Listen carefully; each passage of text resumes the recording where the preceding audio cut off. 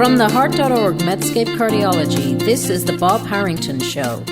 Dr. Robert Harrington is the Arthur L. Bloomfield Professor and Chair of Medicine at Stanford University. Hi, this is Bob Harrington from Stanford University on Medscape Cardiology and the Heart.org. As always, we're thinking about issues that are pertinent to the cardiovascular community. There are few topics in medicine today that are more important than diversity. Diversity of thought, diversity of background, diversity of the kind of people who are working in our field.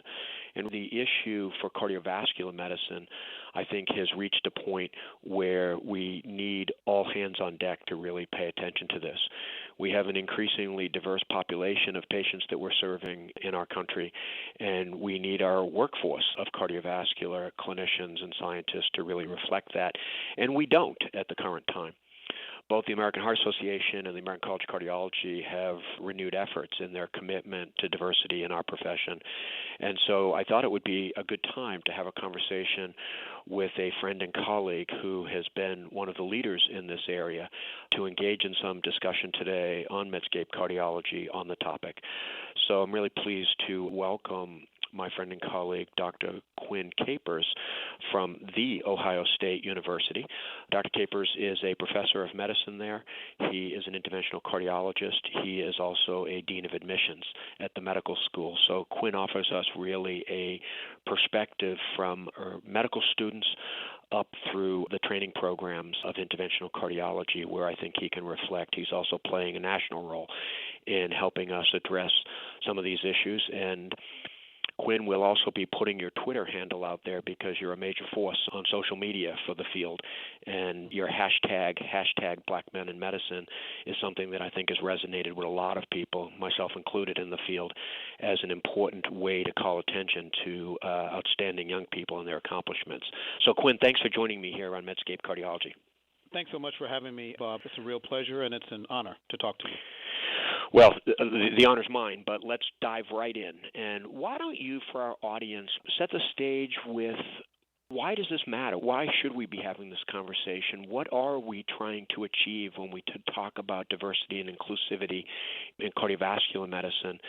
And give us maybe a 30,000-foot view, and then you and I will dive deeper into why it matters, what's working today, pipeline issues, et cetera.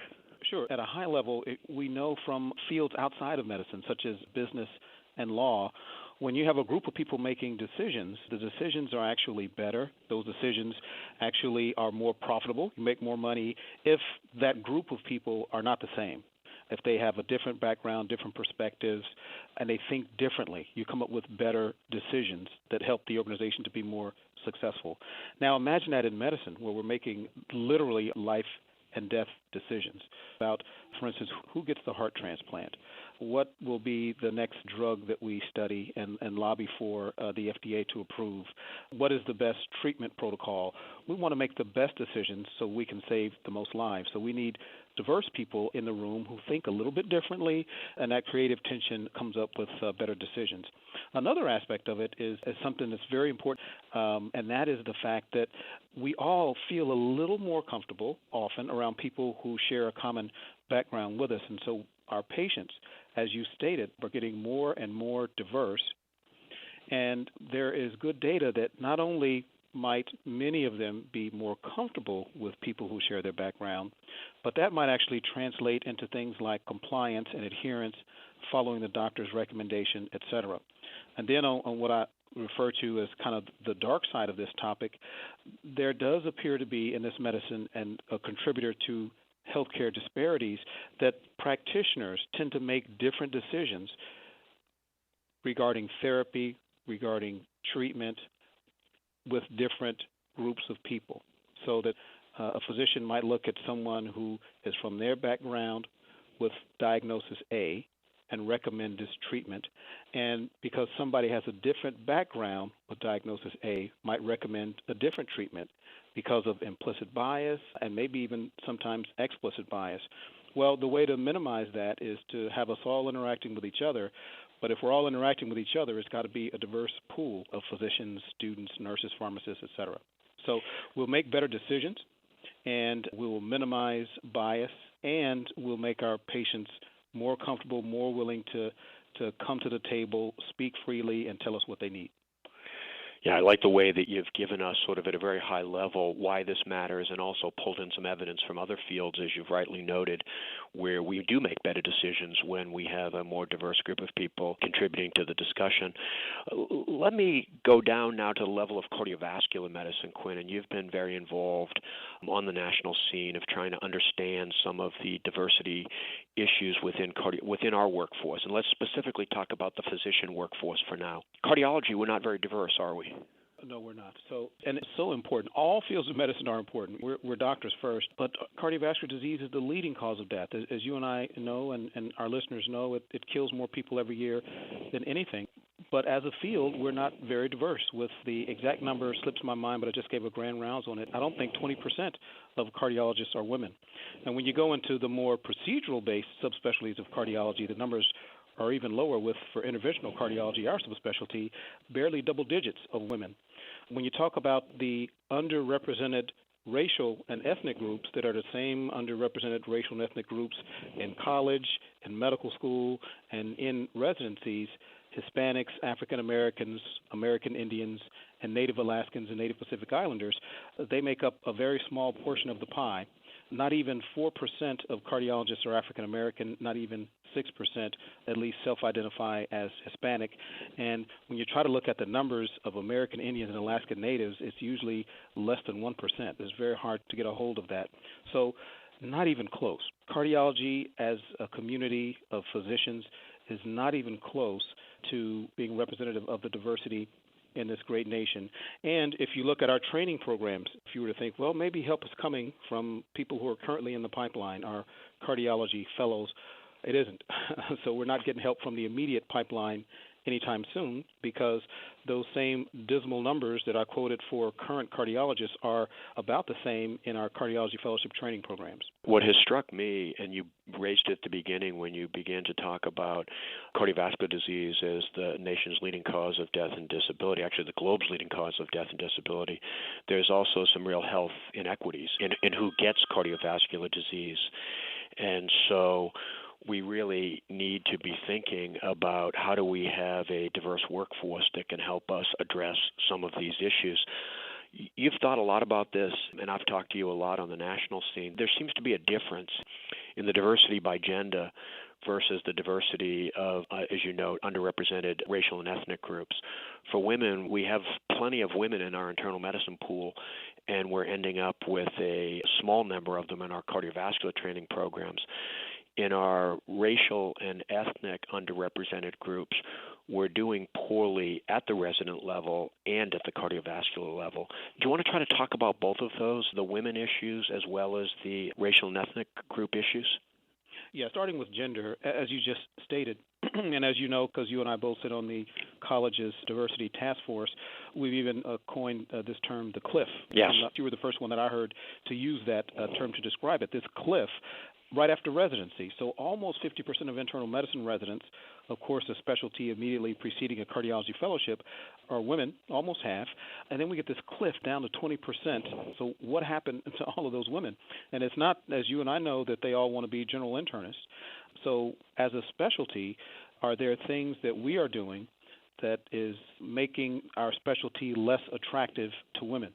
And actually, there have been some very well done studies here recently, most of it's survey-based data, to show that women internal medicine residents do kind of feel like this may not be the specialty for them, whether it's because of how they perceive long work hours, whether it's because they don't see enough role models, enough women cardiologists, and because they think that it's impossible to have a truly meaningful family life and be a cardiologist. And as you and I know, it's been a bit of an embarrassment to cardiology that our surgical colleagues, the American College of Surgeons and surgery as a group, and if there's one specialty that at least used to be thought of in medicine as a true boys club, it was surgery, but now surgery is actually being quite progressive in terms of making their specialty more attractive to women. So some good lessons there for the American College of Cardiology. So we've got to figure out what we're doing that's turning women off, and we have a good start with 2 recently published papers. And then we've got to act on it, because for women, as you said, the pool is there. Half of internal medicine residents are women, So let's get them interested in going into cardiology. For the underrepresented minorities, it's more complex. You mentioned not only are they underrepresented in internal medicine residencies, but also in medical school and also in college. So that same body that you and I sit on, the Diversity Task Force, has termed another coin the deep pipeline. So not just the pipeline, internal medicine residents, but to really move the needle, we need to not only work on the immediate pipeline for underrepresented minorities to go into cardiology programs, but the deep pipeline. I mean, we've got to go back to college, we've got to go back to high school, and we probably ought to be going back even earlier than high school. Yeah, and I recall at a meeting where you gave a presentation, you showed little kids having a white coat ceremony at the elementary school level. You want to talk a little bit about that? That's like the deepest pipeline. Yes, the deepest pipeline. Well, there was a study that I read that really impacted me a few years ago where fourth graders across the nation were interviewed, asked the same question that we always like to ask little kids: what do you want to be when you grow up? And it turns out the proportion of the little black kids who said, I want to be a doctor, was not very different than the little white children who said, I'd like to be a doctor when I grow up.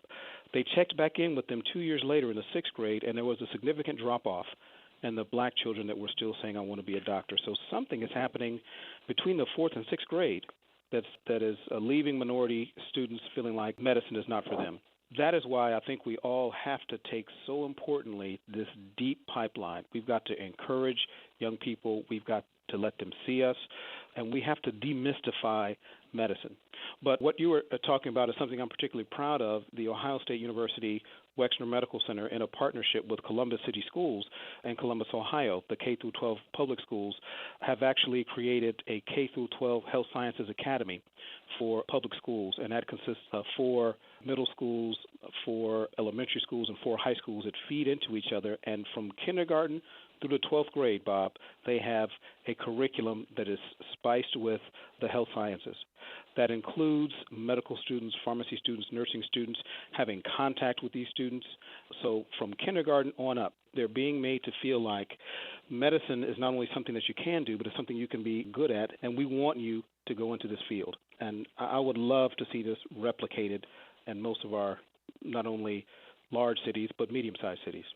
Yeah, and that's what I'm hoping to get out of this conversation, that we can let our listeners know that these are things that at the grassroots level, at the local level, they can really make a difference. And we're in this for the long game. As you know, the Heart Association, we're funding high school-age students to spend summers in science, college students to spend time on other campuses so that they can get exposed to high-level science and the excitement, the problems we're trying to solve in cardiovascular medicine. We have to have a 10, 15-year, 20-year view on this where we can grab these 10-year-olds and get them excited and provide them some mentoring, some resources to stay engaged. I love the piece of data that says something happens between the 4th and 6th grade, because that would suggest that we can intervene and do something. Yes, absolutely. It's probably human nature, Bob, that when we work hard on an intervention, we like to see an outcome a year or two later. And so I think trying to convince people to work in the deep pipeline when they know that, okay, so if this 4th grade kid that I'm working with is going to become a doctor, by the time they become a doctor, I'm not going to be around to see it. I'll be retired. I'm not going to see the outcome of this energy that I'm putting in. But we have to rethink that. We have to rethink that and grab some satisfaction from knowing, well, I may be retired by the time this 8th grader is a doctor, but I'm helping humanity. I once heard a lecture of somebody talking about Middle Age history, as truly going back to medieval times, and they talked about this notion of building cathedrals, that it was not likely that the workers who set out to build a cathedral would ever see a cathedral built, because these things were built over 50, 75, 100 years. And yet there was a commitment to doing it. And so in many ways, what we have to do is have that mindset of building a cathedral that's going to take a generation or more to make a difference. And we have to be able to view it from the long view if we're going to look back 20, 25 years from now, when you and I will be sitting on the porch watching what's going on, then we want to know that that's made a difference. I want to end, Quinn, with something that I think is important, that you've raised awareness, certainly for me, and I love following you on Twitter, because the interactions that you have, in particular when you call students and you tell them they've been accepted to medical school, is really, it gives me chills. It's so exciting. It's so fun. But you have taken your role as the Dean of Admissions. Really, you've seen yourself having a social responsibility here to help change things. And talk a little bit about why you've chosen to publicize this on social media. It's quite simple. I really was that kid, Bob, that was on his knees praying that God would allow me to become a doctor. It was in my heart and soul. I feel like I was called to this. And so the day I got accepted to medical school was one of the happiest days of my life. The day I knew that, okay, this isn't just something I've been dreaming about. This is actually going to happen. Right now, working as the Dean of Admissions at one of the nation's largest medical schools, I am now in the position to help others have that moment. And it's just such a happy and joyful moment. We live in times where it's not hard to find bad news on the Internet, on the television set, in the newspapers. And so I just thought these are such joyous moments. Let's put some of that out there. Well, I can tell you that you give joy to a lot of us, because when we see that and we hear the voices and we hear the shrieks of happiness, I think it makes a lot of us feel good about what you're doing, and by extension makes us think about what we're doing in our own lives. Let's close with one of the hashtags you've become known for on social media, which is hashtag Black Men in Medicine. Again, remarkable stories. I love the ones where you're on call for the cath lab and you happen to wander through the student lounge or the resident lounge and you find somebody hard at work. I love those stories. Talk a little bit about what made you start calling attention to that hashtag and what kind of feedback are you getting? Oh, well, thank you. Thanks once again. Thanks for the kind word. The AAMC, the Association of American Medical Colleges, had a landmark report published a few years ago, and it was calling attention to the lack of black males applying to medical school. In fact, from that data, they showed that from 1978 to 2014, the number of black males applying to medical school has steadily gone down. There were more applying to medical school in 1978 than in 2014, and the line continues to go down. In this publication, they interviewed thought leaders and experts and came up with what they thought were probably some reasons why. Some of it was lack of role models. Some of it was just not seeing themselves. So if you're a black young man, you think about becoming in life what you see a lot of. And so they're not seeing us. They don't feel encouraged. Often the nation can have a negative bias against black males. And so, as you mentioned, I'm on Twitter. And so in November of 2017 on Twitter, I was interacting with several other black male physicians, and we were talking about this publication. It's called Altering the Course, Black Males in Medicine. And so we were kicking around some ideas. What's something we can do about that? And we came up with this idea. What if we absolutely flood social media with positive images of black male physicians, not only at work, not only the scalpel in their hand or with a stethoscope in their hand, but at home with their family or riding a bike, to just show everybody that we're here to encourage young people to perhaps go part way in helping to change the nation's implicit bias about black men, i.e. that they're not all dangerous, but many of us are doctors. And so we thought it was a great idea. So I don't want to take the credit as if it was just me. There really was a group of us, but we planned a launch date. In fact, in the first couple of days, there were several million impressions on Twitter. So Twitter is the only social media platform that I am on. But this hashtag Black Men in Medicine is meant to promote black males in medicine, those who are in medicine and doing exciting things, those who are in the pipeline, and to speak out against injustice. As I always like to say, and I hope your listeners hear this and take this to heart, to use the hashtag Black Men in Medicine. As we say, you don't have to be black, you don't have to be a man, and you don't have to be in medicine. You just have to support that idea that diversity in medicine is a positive thing, and you want to show some images that will inspire. It's all about inspiring people. I can't think of a better way to close this conversation. That this has been a terrific reflection on the importance of diversity in medicine and more importantly, maybe things that we can all do to improve our field of cardiovascular medicine. My guest today has been Dr. Quinn Capers from The Ohio State University, where he is a professor of medicine and the dean of admissions at the medical school. Quinn, thank you so much for joining me today on Medscape Cardiology. Thank you so much, Bob. Take care.